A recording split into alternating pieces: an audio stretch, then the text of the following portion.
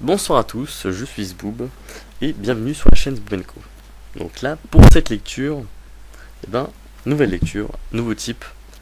Donc là, cette lecture portera sur le livre, bien sûr, comme vous pouvez le voir sur l'image, L'aîné. L'aîné de Christopher Paolini. Bien sûr, cette version est éditée chez Bayard Jeunesse. Bon, sans plus attendre, je vais lire le verso. C'est-à-dire le petit résumé ou petit condensé d'écriture qu'il y a derrière le livre. Alors, un dragonnier, un nouveau rebelle, une princesse. L'épopée continue. Eragon et Saphira, sa dragonne, sont à peine sortis vainqueurs de la bataille de Farten-Dur que les Urgals attaquent de nouveau et tuent le chef des Varden. Nasuada, sa fille, est nommée à la tête des rebelles. Après lui avoir prêté allégeance, Eragon entreprend avec Saphira un long et périlleux voyage vers Elsmera, le royaume des elfes, où ils recevront les enseignements d'un vieux dragonnier. Pendant ce temps, Rohan, le cousin d'Eragon, organise la défense de son village contre les Razak, qui au cours d'un assaut, enlèvent sa fiancée. Ces épreuves ont endurci le jeune homme, plus que jamais déterminé à lutter contre l'empire de Galbatorix. Il convainc les villageois de rejoindre les rebelles de Surda. Désormais, Eragon et Rohan poursuivent un seul et même but, détruire les forces du mal. Donc, ce livre est bien sûr la suite d'Eragon. L'aîné est le livre 2 de la trilogie de l'héritage, dont les droits de traduction ont été vendus dans plus de 40 pays, un énorme succès mondial, déjà devenu un classique de littérature, jeunesse et de fantasy. Bon, après, dire que ce que je viens de dire, c'est un petit aparté, rien à voir avec l'histoire. Donc, voilà. Bon, cette vidéo risque, je pense, d'intéresser, plus la jeunesse. Ça rentre un peu dans la lignée, par exemple, si vous voulez, ça fait un peu penser à Skyrim. Après, je connais pas trop l'histoire. Je vais découvrir en même temps que vous. Voilà. Donc, dans cette vidéo, je dédie bien sûr cette lecture aux personnes qui me l'ont prêté. Voilà, à la famille. Voilà, merci. Bon, alors là, il y a les dédicaces, les cases dédiées du livre. Alors c'est comme toujours, ce livre est dédié à ma famille. Non, ce livre est dédié à une famille. Ah, c'est comme moi, ma lecture est dédiée bien sûr à une famille, ils se reconnaîtront. Je ne dis pas de nom, mais je pense que les jeunes se reconnaîtront, la mère aussi. Ainsi qu'à tous mes fans, vous qui m'avez permis de réaliser cette aventure, c'est Orn, Svedar, Sidja, Vas. Bon, ça doit être du draconique ou je sais pas quoi. Bon, désolé, je parle un peu Skyrim parce que j'ai joué à ça, donc j'ai un peu ça dans la tête. Donc dans la page suivante, vous avez une belle carte. Alors là, la première partie, on va dire c'est pas le premier chapitre, mais ce sera plutôt, on va dire, le résumé de Eragon, livre 1 de l'héritage. Donc si vous ne voulez pas malheureusement écouter cette partie parce que vous n'avez pas encore lu le livre 1, et vous avez qu'à switcher sur le chapitre 1. Après, si vous n'avez pas lu le livre 1, c'est clair que vous aurez du mal à comprendre la suite, parce que c'est quand même une suite. Même si beaucoup de gens m'ont dit que c'était mieux. Voilà, notamment un certain enfant qui se reconnaîtra aussi, dont je ne cite pas le nom parce qu'il est anonyme. Alors, résumé de Eragon, livre 1, de l'héritage. Alors qu'il chasse dans une chaîne de montagnes, la crête, Eragon, un jeune paysan de 15 ans, a la surprise de voir tomber non loin de lui une grosse pierre bleue. Il la rapporte à la ferme où il vit avec son oncle, Garo, et son cousin Rohan. Ou Rohan, vous me direz comment ça se prononce. Garo et sa femme, Marianne, aujourd'hui décédée, ont élevé le garçon. On ne sait rien de son père, sa mère Selena, la sœur de Garo, n'a plus donné de signe de vie depuis la naissance de l'enfant. Quelques jours plus tard, la pierre se brise et il en sort un bébé dragon. Lorsqu'Eragon le touche, une marque argentée apparaît sur sa paume et son esprit se trouve indéfectiblement relié à celui de la créature faisant lui du garçon l'un des légendaires dragonniers. La caste des dragonniers fut créée il y a des milliers d'années auparavant, à la suite de la grande guerre entre les elfes et les dragons, afin que les hostilités ne reprennent jamais entre les deux espèces.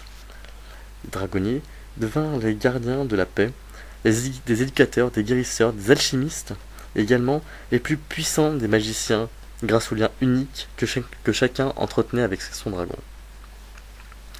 Sous leur autorité et leur protection, le pays connut un véritable âge d'or. Quand les humains arrivèrent en Nalagaesia, certains d'entre eux rejoignirent cet ordre d'élite. Après de longues années de paix, de monstrueux guerriers, les Urgals, tuèrent le dragon.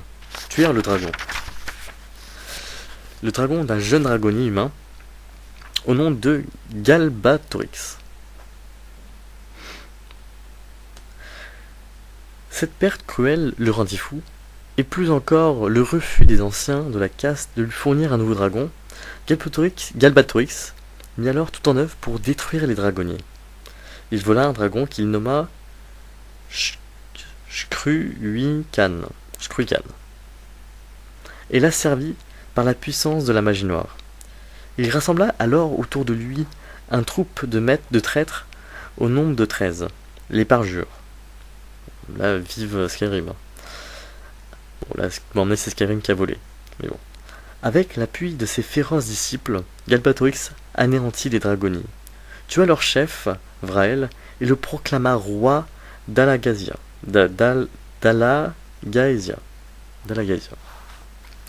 Sa victoire, cependant, ne fut pas totale, car les elfes et les nains restèrent des peuples autonomes, réfugiés dans leurs repères cachés. Les humains, eux, créèrent un pays indépendant, le Surda, au sud du royaume. La disparition des dragonniers entraîna 80 années de conflits, suivis par un statu quo entre les différentes factions qui, lorsque cette histoire commence, dure depuis 20 ans. C'est au cœur de cette situation politique troublée qu'Aragorn se trouve propulsé et se sent en danger. Car chacun sait que Galbatorix a tué les dragonniers, refusant de lui faire allégeance. Aussi le garçon élève-t-il en secret le petit dragon qui se révèle être une dragonne, cachant son existence à sa famille. Il l'appelle Saphira, comme un dragon dont parlait Brom, le conteur du village de Carvaal. Peu de temps après, Oran quitte la ferme. Il va travailler chez un meunier des environs, afin de gagner assez d'argent pour épouser Katrina, la fille du boucher. Alors que Saphira est devenue un dragon de belle taille, deux étrangers à l'allure menaçante, évoquant d'énormes scarabées, arrivent à Carval. Ce sont des Razak, à la recherche de l'œuf perdu. Effrayée, Saphira enlève Eragon et s'envole vers la crête. Eragon réussit à la convaincre de revenir. Or, durant leur absence, la ferme a été investie par les Razak. Dans les décombres, Eragon découvre Garou torturé à mort. Le garçon jure de traquer les Razak et de les tuer pour venger son oncle. Eragon est alors rejoint par Brom. Le vieux conteur connaît l'existence de Saphira et demande à les accompagner pour des raisons professionnelles. Eragon accepte. Brom lui donne une épée nommée Zarok, qui a appartenu à un des dragonniers, tout en refusant de révéler comment l'arme est venue en sa possession. Brom transmet son savoir à Eragon pendant leur périple, en particulier l'art du combat à l'épée et la pratique de la magie. Ayant perdu la trace des Razak, ils se rendent dans la cité de Terme, T-E-I-R-M, donc ce terme, où vit Géode, un vieil ami de Brom. Géode pourrait les aider à découvrir le repère des créatures. À terme, une herboriste, quelque peu excentrique et diseuse de bonne aventure, Angela annonce à Eragon que des forces puissantes contrôlent sa destinée, qu'une fantastique histoire d'amour lui est promise avec une personne de noble naissance, qu'il devra un jour quitter Algaïsa pour n'y jamais revenir, et qu'il sera trahi par quelqu'un de sa propre famille. Le compagnon de l'herboriste, un chat-garou nommé Solemboum, lui donne quelques conseils. Puis Eragon, Brom et Saphira partent pour Draléona, où ils espèrent retrouver les Razak. Brom finit par révéler à Eragon qu'il est un agent des Varden, un peuple rebelle décidé à détrôner Galbatorix. Il se cachait, à Carval, sous l'apparence d'un vieux conteur, dans l'attente que surgisse un nouveau dragonnier. En effet, 20 ans plus tôt, Brom et Géode ont volé à Galbatorix l'œuf de Saphira. Ce faisant, Brom a tué Morzan, le premier et le dernier des Parjures. Il n'existe plus que 2 autres œufs de dragon, toujours en possession de Galbatorix, non loin de Draléona. Les Razak croisent la route d'Eragon, Brom et Saphira. En protégeant le garçon, Brom est grièvement blessé. Les Razak sont mis en fuite par un mystérieux jeune homme, Murtag, qui déclare les traquer lui aussi. Brom meurt la nuit suivante. Avant de s'éteindre, il révèle qu'il a été dragonnier et que son dragon s'appelait aussi Saphira. Eragon ensevelit Brom dans une pompe de granit que Saphira transforme en pur diamant.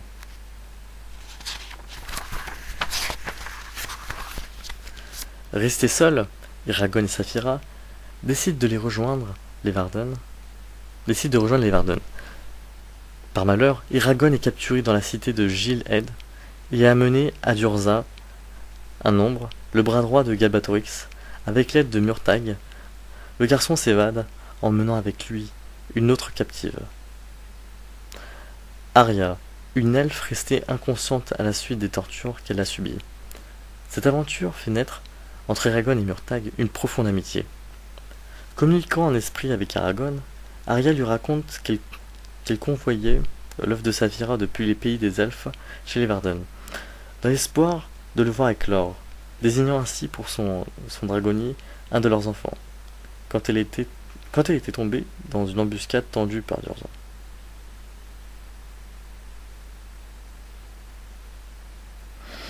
Ok.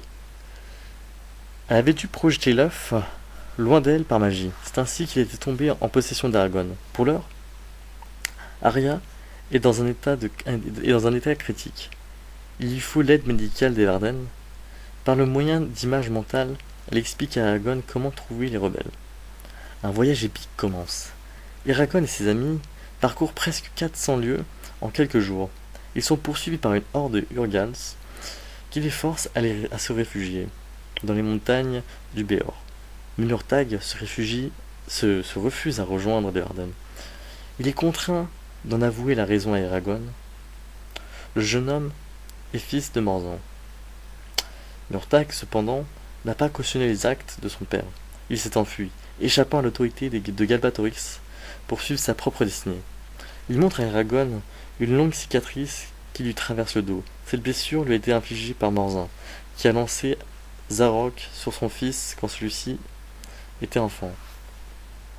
Eragon apprend du même coup que son épée appartenait auparavant au père de Murtag, le parjure qui a vendu les dragonniers à Galbatorix et massacré un grand nombre de ses pairs. Sur le point d'être débordé par une attaque des Urgals, Eragon et ses amis se sont secourus par les Varden qui semblent sortis tout droit de la paroi rocheuse. Il s'avère que les rebelles sont basés à Fartendur, un large et profond cratère au centre d'une haute montagne. C'est là que se dresse Trondheim, la capitale des nains. Eragon est amené à Agiad, ou Hadjihad, ça dépend si on est un petit peu musulman ou pas, le chef des Varden. Quant à Murtag, il est jeté en prison à cause de son ascendance. Agiad confie bien des choses à Eragon, en particulier les Varden. Les elfes et les nains savent qu'un nouveau dragonnier est apparu, qu'il devait d'abord être entraîné par Brom, puis envoyé chez les elfes pour achever sa formation. C'est maintenant à Eragon de décider s'il veut continuer sur cette voie. Eragon a une entrevue avec Hrothgar. Hrothgar. Bon, là c'est aussi du Skyrim, Hrothgar, le roi des nains. Et avec sa fille Ashehad Nasuada, avec la fille d'Agiad, Nasuada, c'est la fille d'Agiad, il est mis à l'épreuve par les jumeaux. 2 magiciens chauves et antipathiques au service d'Agiad. Arya guérit, le teste à l'épée, et il retrouve Angela et Solembum qui ont rejoint les Varden. Un jour, à la demande de la foule, Eragon et Saphira bénissent l'un des bébés orphelins des Varden. On apprend alors qu'une armée d'Urgals approche, empruntant des galeries creusées par les nains dans la montagne. Au cours de la bataille qui s'ensuit, Eragon est séparé de Saphira. Au centre de la cité, il est contraint d'affronter Durza, seul. Plus puissant que n'importe quel humain, l'ombre domine facilement le garçon et lui ouvre le dos d'un coup d'épée de l'épaule à la hanche. À cet instant, Saphira et Arya brisent le plafond du hall.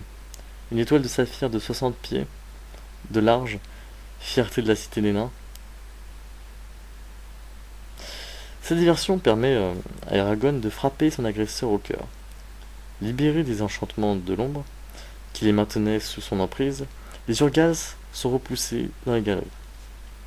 Après la bataille, tandis qu'Eragon gît inconscient, il est contacté mentalement par un être mystérieux, qui se présente sous le nom de Togira Ikonoka, oui. L'estropié qui est tout. C'est du en haut. Il promet de répondre aux questions du garçon et le presse de le rejoindre à Esmera, la cité des elfes. Quand Eragon revient à lui, il découvre que, en dépit des efforts d'Angela, ou d'Angela, il garde sur le dos une énorme cicatrice. Semblable à celle de Murtag, il comprend également avec dépit qu'il a abattu Durza grâce à un simple coup de chance et qu'il manque cruellement d'une véritable formation. À la fin du premier livre, Eragon décide que oui, il ira trouver Togira Ikonoka pour que celui-ci l'instruise, car le destin aux yeux gris marche à grands pas. Les premiers échos de la guerre résonnent à travers le pays. Le temps approche où Eragon devra affronter son seul et véritable ennemi, le roi Yalbatorix. Bon, c'est ainsi, je pense, que va se terminer cette première vidéo, qui dure déjà 17 minutes. Donc si vous avez suivi, mettez un pouce vert pour savoir, pour que je sache un peu si ça suit ou pas. Si vous voulez la suite, donc laissez un petit message. Donc pour moi, la première lecture est finie. Donc la prochaine vidéo, ce sera le chapitre 1, qui portera le titre de Double Désastre. Voilà. Donc pour moi, j'ai fini ma lecture. Et je vous dis à la prochaine. Et n'oubliez pas de vous abonner et de mettre un petit pouce vert. Et je vous dis à bientôt sur la chaîne Zboob & Co. C'était Zboob.